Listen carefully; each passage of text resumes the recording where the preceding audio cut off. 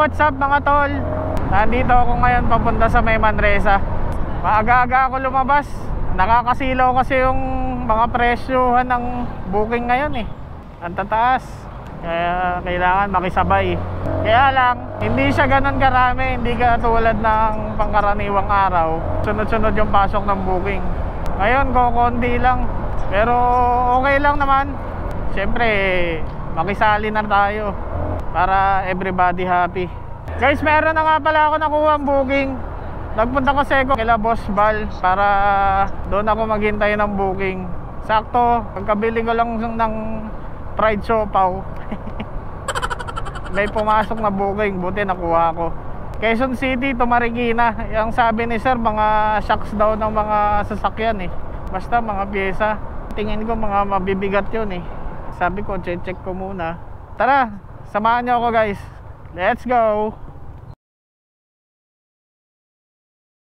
Guys, item pickup. Mga brand yung pyesa from Quezon City, Manresa, dadali na Marikina.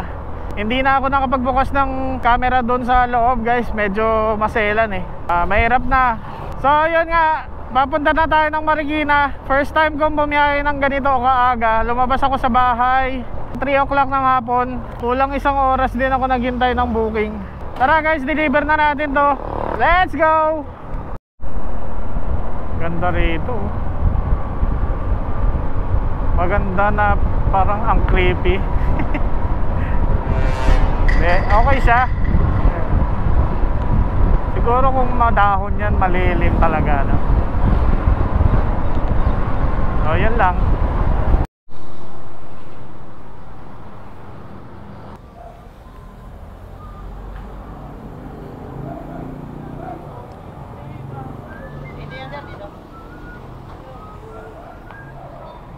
Kero mo kay Kevin kuya.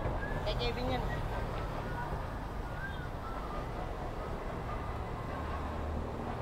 Par, paayusin mo muna yun po. Kay Kevin yan. Ito lang sir. Ano? Par, lahat yan. Oh, teka lang.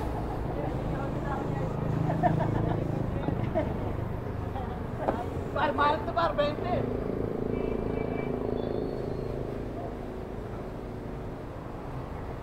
Alam ko ikaw lang tusumit.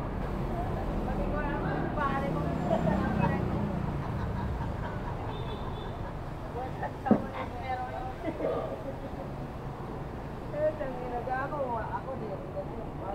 Hindi nga, sobra lang yan.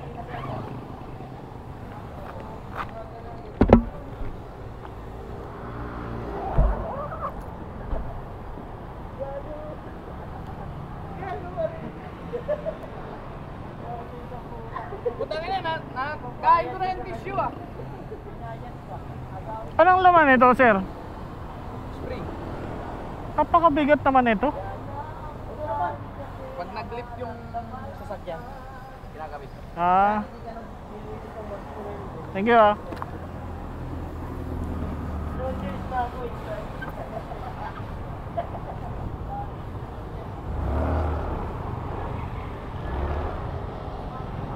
Item drop from Quezon City to Marikina. Ang bayad nito is 165. Paid by credit. Tapos nagpadagdag na lang ako kahit 100 lang. Grabe bigat.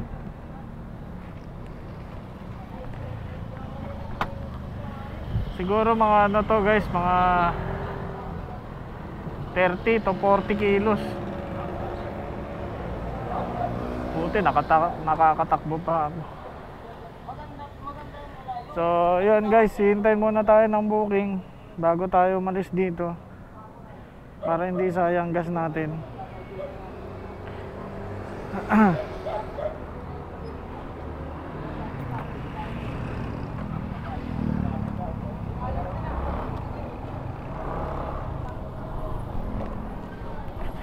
Eh, umalis na nga.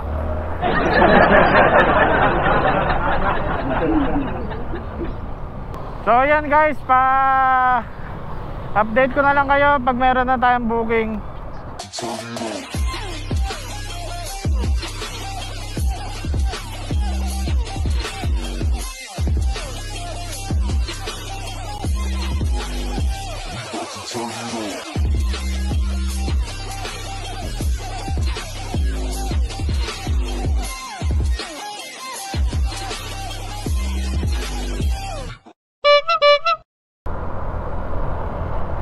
Guys, time check 5:43. Ang location ko Marikina pa rin. Wala pa rin akong booking.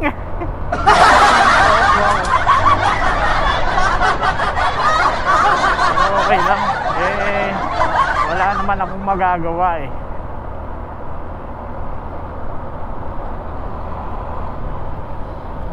Kaya ito, gapang-gapang muna tayo guys. Habang gumagapang tayo, siyempre naghihintay na rin tayo ng booking. Update ko na lang kayo mamaya guys kapag may booking na. Sana magkaroon.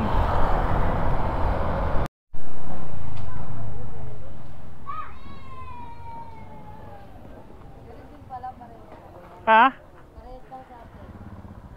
Ano na? Ganon. Ano pangalan mo? Ang pangalan mo? Ha? JC?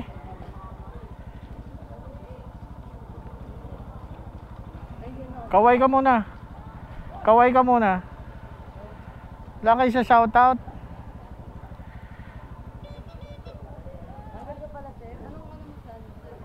Yan.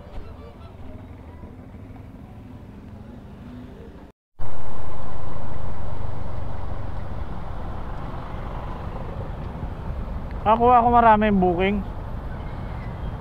Ay, papunta doon. Nakadouble book ako pabalik. Wala na. Ngayon wala ka? Meron ako QC, Marikina eh. Tapos nadampot ko Commonwealth to Mandaluyong naman. Parang logi sa gas, no?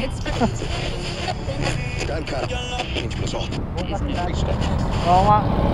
Ingat!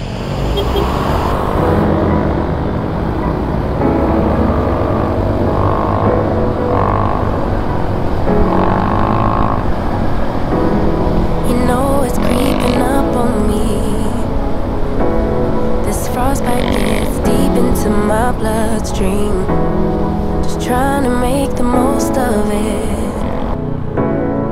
Babe, I miss your body. You make some kind of fire within me. It's almost like it's burning through my skin. Make myself feel warmer when you're near. Whenever you're near.